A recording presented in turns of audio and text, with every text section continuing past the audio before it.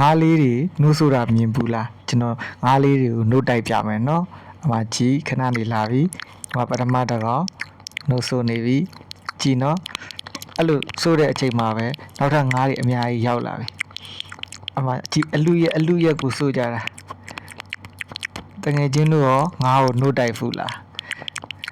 ငါ့ကိုနှုတ်တိုက်ဖူးတဲ့လူရှိလို့ရှိရင်မှန်ခဲ့နော်တကယ်တော့နို့တိုက်တယ်ဆိုရင်မဲ့အဲ့နို့ဘူးထဲမှာနို့တွေမဟုတ်ဘူးဗျ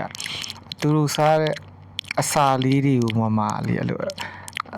အမှုန်တီးတီးလေးတွေအဲ့ဒါလေးတွေကိုသူတို့အလူရဲ့ဆိုတာ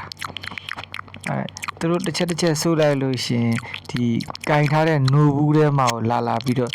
လာတိုးတယ်သူတို့နို့အဲ့လိုမျိုးသူတို့နှကန်းထော်လေးနဲ့အဲ့လိုနို့ဘူးလေးကို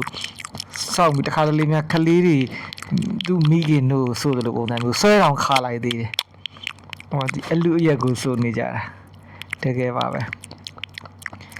အသေးရစရာလေးနို့တိုက်ဖူးတဲ့လူရှိလားငါးလေးတွေကိုတကယ်ပြောဖို့ကောင်းပါတယ်နောက်ဗီဒီယိုမှာပြန်တွေ့မယ်နော်တတာ bye bye see you